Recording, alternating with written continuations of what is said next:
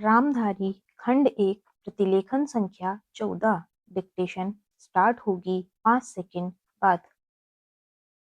Start. महोदय, देश में जो उद्योग धंधा चल रहा है या देश की उन्नति करने का, देश में समृद्धि लाने का जो वैज्ञानिक या प्रौद्योगिकीय आविष्कार हो रहा है, उसमें भी उसका उपयोग पूरा पूरा हो। यदि ऐसा हो तभी मैं समझता हूँ कि हमारी पेटेंट प्रणाली सफल सिद्ध हो सकती है।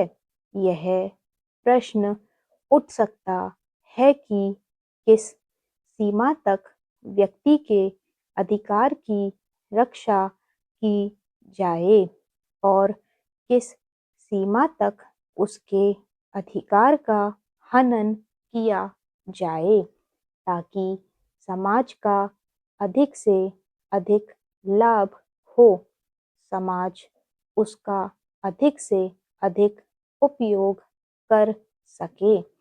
एक दृष्टिकोण जो इसके पीछे है, हमें इस बात का अभिमान है कि हम 101 करोड़ हैं। हमारी कई जातियां, कई धर्म, कई भाषाएं और कई प्रकार के रीति रिवाज हैं। इस विविधता से हमें लाभ उठाना चाहिए, किंतु आज भेदभाव का भूत हमारे सिर पर चढ़ रहा है। भारत को स्वतंत्रता मिली है, इसका अर्थ यह होना चाहिए कि गरीबों की सेवा के लिए आज तक हमें जो सुविधाएं उपलब्ध नहीं थीं, वे मिली हैं। जिस प्रकार भारत ने अयोध्या के राज्य को राम का समझकर सेवक वृत्ति से राज्य का काम संभाला था, उसी प्रकार हमें समझना चाहिए कि राज्य गरीब जनता का है और उसके नाम पर उसके संरक्षक बनकर हमें उसको चलाना है।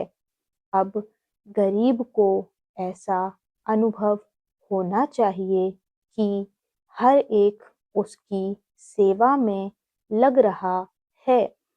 सूर्य के उदय होने पर धनी गरीब सबके घरों में प्रकाश पहुंचता है। ठीक उसी प्रकार स्वराज्य का लाभ सबको एक समान मिलना चाहिए। इसका सुख धनी निर्धन सबको बराबर मिलना चाहिए।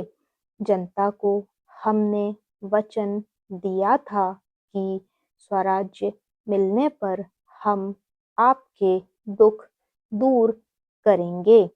अब वह समय आ गया है जबकि हमें अपने उस दिए हुए वचन को सार्थक करना है।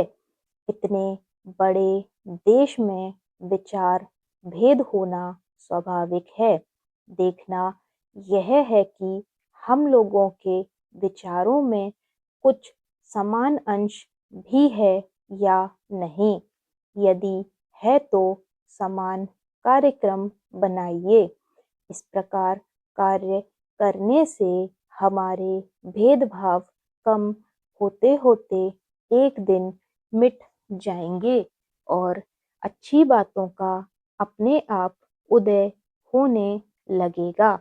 अगर उसी प्रकार भेद स्थापित करने का प्रयत्न किया गया तो लोग सत्ता के पीछे पड़ जाएंगे और स्वराज्य प्राप्त होने का आनंद हम लोगों को नहीं मिल सकेगा।